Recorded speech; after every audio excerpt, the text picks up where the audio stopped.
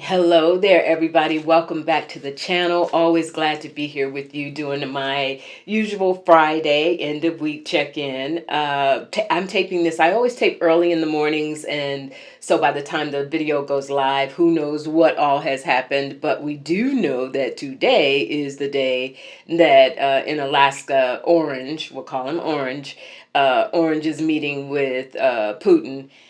Man, oh man, is he gonna come away from that with like just nothing. And what I got is it finally came together. I did a reading, I think, earlier this week, just trying to like, why Alaska? What's the real deal? Because we know without Zelensky there, like, come on, like, what's really gonna come out of this? This is really about negotiating a peace deal. Nobody's buying it. It's about the Nobel Peace Prize, right? He's on this mission, and like I gotta have it no matter what. Apparently, called the Norwegian president, like, "Yo, I'm on the list, right? Can you move me up on the list?" Like, just fixated on this Nobel Peace Prize, and he thinks if he can broker a deal or even appear to have done everything humanly possible to broker a deal between Russia and Ukraine, that this ups his ante for getting landing that Nobel Peace Prize. It ain't gonna happen. It's just unbelievable. But I do want to take a look and see what's gonna come out of this. Like, what is Orange? I have a feeling he's gonna come out of it so humiliated, so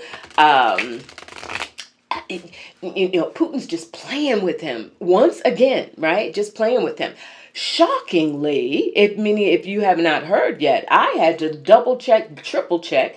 For those of you who may not know me, I'm a former newspaper journalist in addition to being a tarot reader. So I try to really get into some stories and, check different sources. Lord knows how much disinformation we have out there. But Hillary Clinton apparently went on some podcast. What was the name of it? I'm going to give you the name in case you want to look like. Please, by all means, double check me. Something called the Raging Moderates. I hadn't heard of it, but then I cross-checked it and found a source that I do tend to trust, Raw Story. They also have said Hillary came out and said on this podcast apparently she would nominate Orange for a Nobel Peace Prize. I know, clutch the pearls, right? What? Is she having some issues? How old is she again? Like, what? But of course, she said it in context. She said it in the context of if the deal could be brokered, if in fact a peace deal could be reached, and there were no land without a land grab by Russia, et cetera, et cetera. Like, if it made sense and it was put together in a way that was not damaging to Ukraine, with Ukraine having security, et cetera, then, on that condition that she would be willing, Hillary Clinton would be willing to actually nominate Orange for a Nobel Peace Prize. Like, I can't wait to hear your comments on this one, right? Because after everything personally that he did to her, and everything that's happened, I wouldn't care what. You wouldn't hear that nomination come out of my mouth, right? Interested to see what you all think about that. And apparently that is something she said. Now, we know that will never happen. None of these conditions are going to be met. But the fact that she even said, if this, then yeah, I would nominate him. Girl, what? Like, we haven't seen you behave that way since old boy got caught red-handed and you decided, okay, well, that's still my man. Like, we managed to get past that. We forgave that, but now you coming out with this sort of thing. All right, for entertainment purposes only. Let's take a look at after today's meeting, spirit, between Putin and Orange. You know who I'm referring to by that. What will he do? How will he come away from this meeting? What will be his state of mind, his reactions, his actions after today's meeting with Putin? What is he going to do? How will he be impacted by this? We have the world that comes at the bottom of the deck. For those, I have a lot of readers who watch the channel. I'm reading with the Inner Gems Tarot today. All right, so we've got the world. couple of different ways I think Spirit is indicating this. One, the world is the world. He's on a world stage. This will be watched by all corners of the globe, as pretentious, as ineffective, as unimpactful as it will likely be. It's just still a stage where these two world leaders are coming together. So that's part of why I think the world is here. The other part of it is I'm getting from Spirit, and I'm going to get more cards, but I feel like this is him. This is Orange really reaching the end of his rope, right? He's doing everything humanly possible to try and elevate his stance and make some sort of mark. Economy's about to take tank. Tariffs, people are really being hit by tariffs. We know the whole, Spirit just showed me a scroll. Like, we've got a whole laundry list now of things that are happening where people are increasingly, even his base, increasingly disillusioned with him. So that's a completion that's coming. Like, people have simply had enough, and he sees that. He sees that coming. We have the Prince of Wands. This is someone who will come out of this. This is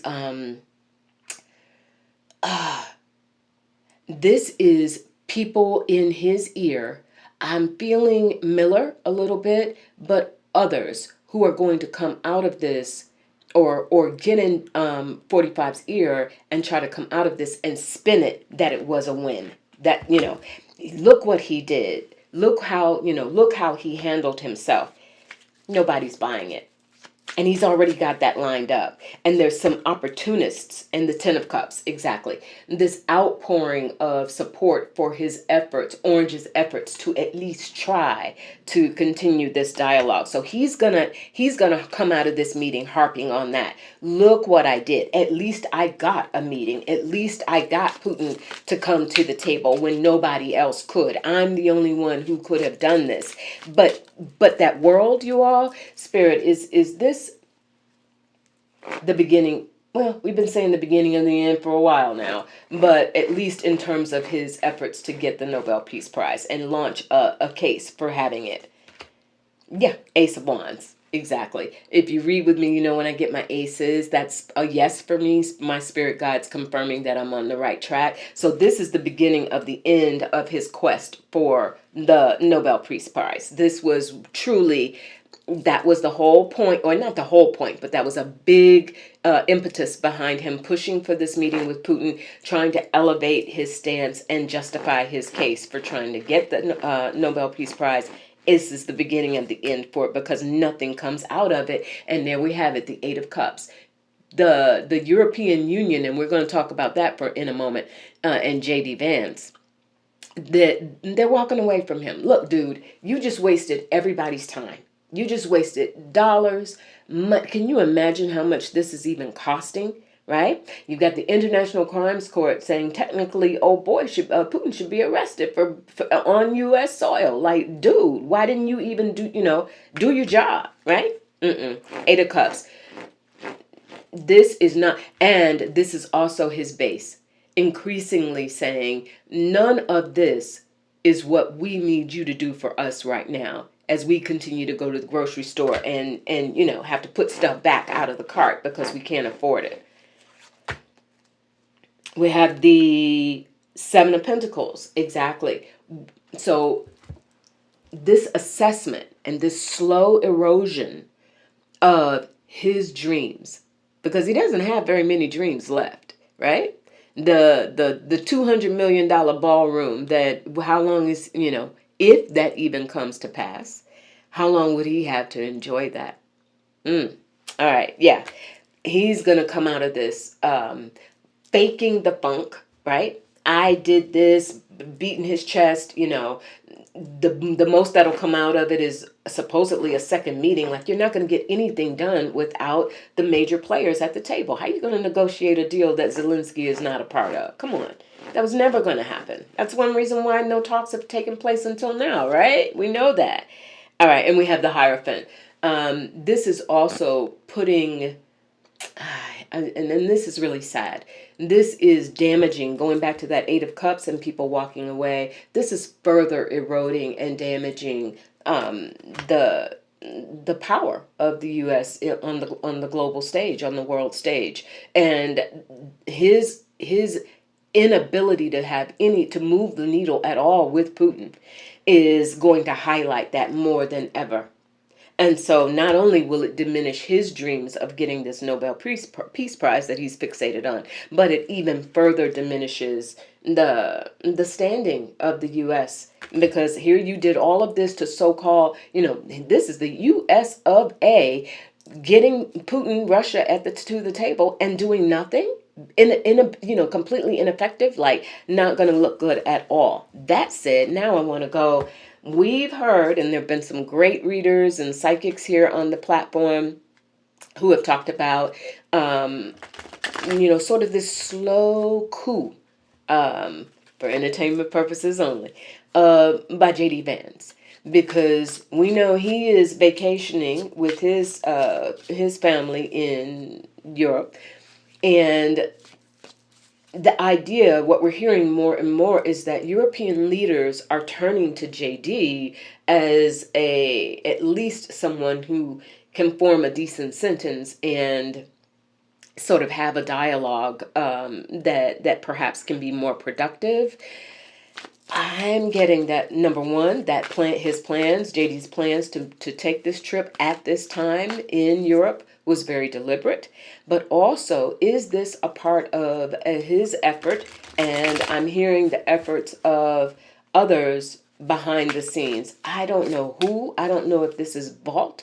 For some reason, they're telling me Russell Vaught. But others. There are others behind the scenes who are aligning themselves and have aligned themselves for a long time with JD, seeing him as the heir apparent, or at least temporary heir apparent, because Spirit has also said his political future is not, that there's a timestamp on it, right? There's a timestamp on it. But Spirit, please show me the motivation and intentions of JD Vance in being in Europe at this time. Is he trying to solidify his relationships with leaders in the European Union to basically undermine or undercut and be prepared to step into the shoes of the presidency? We have the Queen of Swords. I feel like I usually pull that around, what's her name, Ursula? Because we're looking at the European Union. So he's had some conversations with her, or he's trying to elevate his stance with her.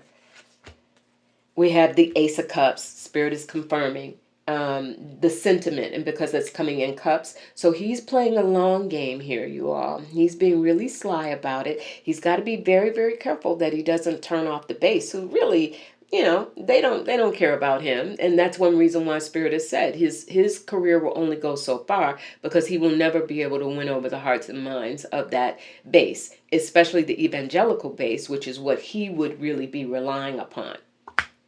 His whole conversion to Catholicism, right?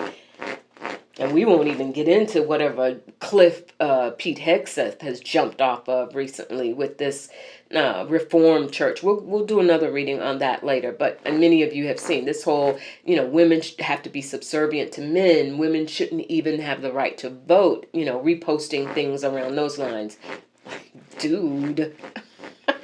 Wow. All right. We have the Four of Swords.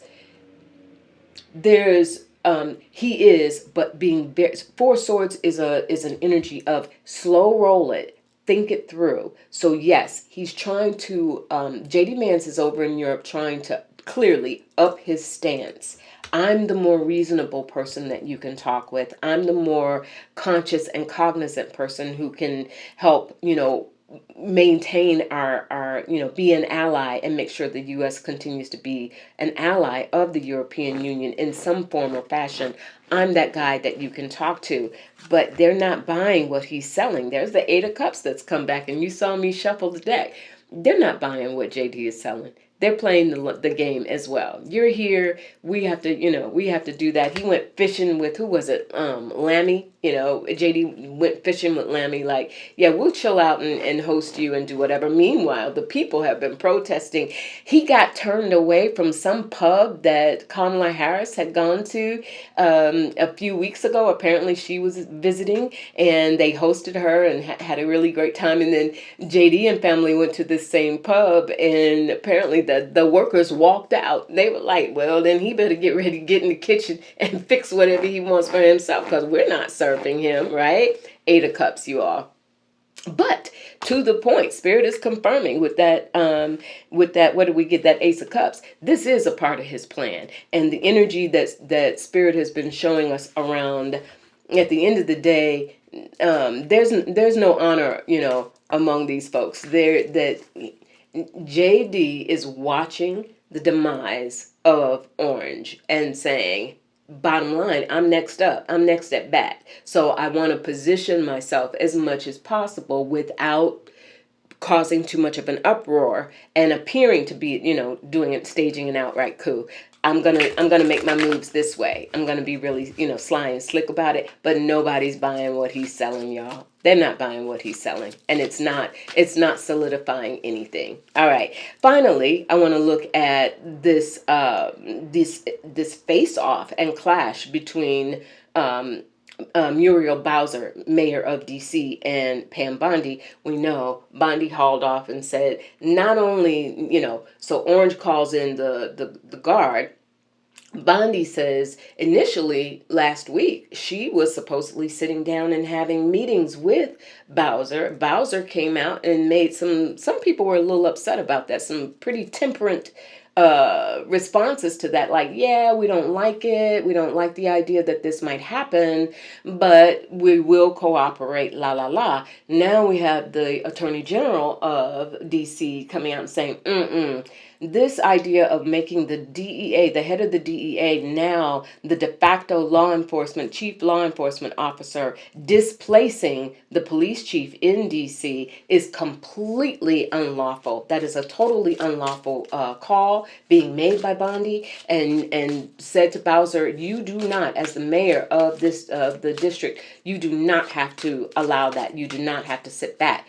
I want to take a look and see what Bowser's going to do, because again, she's been sort of now trying to navigate and take the high road, as it were. And to some extent, I think I read a comment, many of you probably saw it. She said, look, he's the president, I'm just the mayor. So this, this sort of power dynamic that she's essentially saying, how much can I do, right? But you have the Attorney General who's saying, of DC, saying, this is illegal. You do not have to do this. Let's see how it's going to play out. Spirit, Bondi, and Bowser.